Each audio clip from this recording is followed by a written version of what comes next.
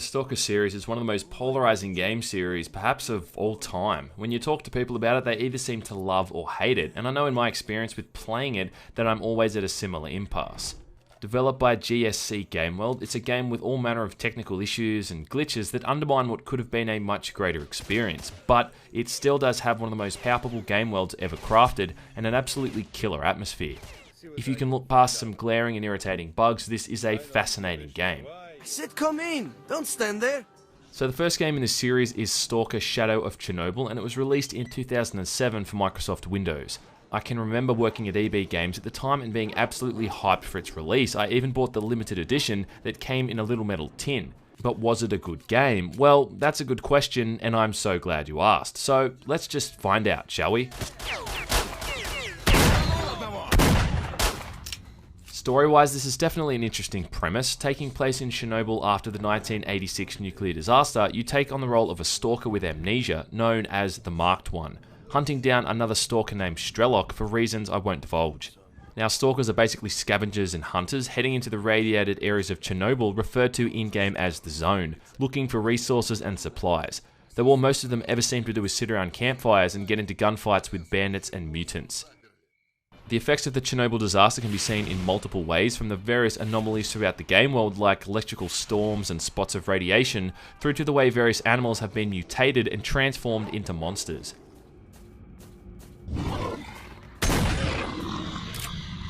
Graphically, it shows its age in certain ways. Some of the character models do look a bit dated, but the environments are still very impressive to look at.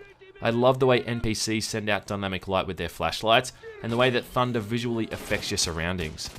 Night and day cycle as you move through the environment, and all of the elements interact with one another in a way that's really impressive to behold. You know, you might see a group of bandits fighting the military, for instance, or suddenly find yourself hunted down by a pack of wild dogs. There was a moment where I was in a gunfight with the military during a heavy thunderstorm, and to say it was atmospheric as hell is a total understatement. What happens during these moments almost seems scripted, but when you try them again on a separate playthrough, it always plays out in an entirely different way. Life in the zone goes on, whether or not you're around to witness it, and it can be common to come back to an area and find the inhabitants inexplicably dead, which can be irritating if that was somewhere that you needed to hand a quest in, but I'll touch on that later in the review.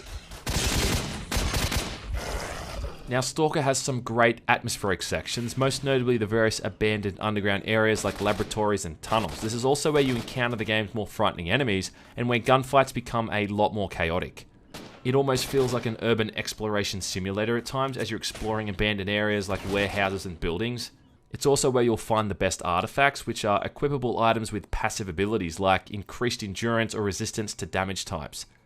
The only ones that I found all that useful were the ones that increased your health and endurance, meaning I could take a lot more damage and pretty much sprint around the place constantly, which is handy because you're going to be doing a lot of running around in this game. Keeping yourself alive boils down to managing all manner of items and equipment you come across in the game world, from the dozens of different weapons, all complete with multiple ammo types. You've got food and drink to stay nourished, and bandages and medkits to keep you on your feet in combat. You'll also need anti-radiation medicine in certain areas as well, so a fair bit of inventory management is needed. You've got a 50 kilogram weight limit for items, and once you go over it, your endurance drops down real fast. On top of that, all the armor you wear will offer up protection against all manner of damage types like electrical, fire, etc. It's a lot to contend with. The shooting has something of a tactical feel, using iron sights and a recoil system with an older, fixed health bar approach. Most of the shooting takes place against other humans, usually soldiers or bandits, who generally prefer to fire at you from a distance, still being able to hit you effortlessly with the game's crappiest weapons, whilst your bullets magically dance around their heads.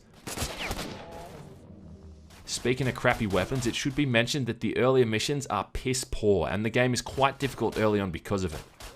Later on, you get scoped weapons and better ammunition types, which can take out most enemies with a well-placed headshot, but the combat can still be very hit and miss, no pun intended.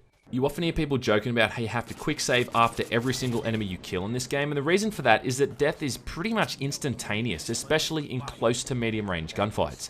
If you see a nearby enemy and they've started opening fire, often it's too late. Interior areas are even more problematic, as the AI has a habit of sitting in a corner and not making any noise, waiting for you to walk in so they can just shoot you in the back. In opened up areas, you're often up against half a dozen enemies at once, and you're something of a sitting duck, made worse by the fact that crouching barely does a goddamn thing, so you're very limited in terms of what cover you've got. Fighting the mutants is even more irritating as you empty an entire magazine into their face at point blank range, and yet they still keep coming. As I mentioned earlier, there's all manner of side missions you can complete for various NPCs you encounter throughout the game world, all who work for different factions, and pretty much all of them just involve going to a certain place, killing or collecting something before just trekking back and turning it in. That's if the NPC hasn't been killed in your absence. There are dozens and dozens of these side missions, and this should be a good thing overall. I mean, the game world is extremely large, but the issue is that the maps are split up into smaller areas, and quests aren't often streamlined. For instance, someone might give you 4 different side missions, but these missions will literally take place on opposite sides of the game world, and they've often got time limits. You know how in other games, say like, Borderlands NPCs will give you a series of missions that generally take place in the same vicinity? Well, that doesn't happen in Stalker, and it can be a real pain in the ass. Considering the reward for these missions is usually just extra cash, something you really do not need, there's very little incentive to complete them. Stalker also has some pretty big technical issues, from the glitches and bugs I just spoke about, but also general performance problems. Loading times are just horrendous. Yes, horrendous. Without tweaking anything, the load times will take anywhere from 2 to 5 minutes every single time you enter a new area, and roughly 1 or 2 minutes every time you die and have to quick load. Now, I was able to fix this by editing my registry. Apparently Steam was causing problems with the game or something like that, but even with this fix, there's still lots of stuttering in game when you're entering new areas, as the game kinda loads in all the new content. There's a few other general things that piss me off, like how certain ammo types are practically non-existent. I'm really not a fan of the map system either, which is just criminally unhelpful at telling you where the hell you are. And also, certain enemy types are just way too overpowered and can take an absolute pounding before dying. But this is really what playing Stalker is all about, these kind of half-baked game mechanics and technical issues that are going to confront and irritate you almost constantly. And your enjoyment from the game overall is going to boil down to whether or not you can look past it all and tolerate it on the whole. And I don't care about the mods that can supposedly fix this stuff. I mean, there's a huge argument about whether or not these mods fix the game for better or worse. But the base game is definitely flawed, and that's something you can't argue with. On that note, Stalker is really one of those love it or hate it type of games, and I think everyone who plays it is really going to react in a different way. I mean, the game has 6 endings, for instance. The first time I played Stalker, I absolutely hated it. The second time I played it, I hated it again, but the third time, I think it finally clicked. Is it for everyone? I don't know. What's better, pants or shirts? Left or right, up or down? No one can answer that. And I think I'd have an even amount of backlash whether I congratulate or condemned it. But I guarantee you've not played anything quite like it, and for that alone, it's probably worth checking out. Turn off the crosshair, crank the difficulty up, and get immersed. But just be aware that this is not going to be a smooth ride. Expect turbulence. Get out of here, Stalker.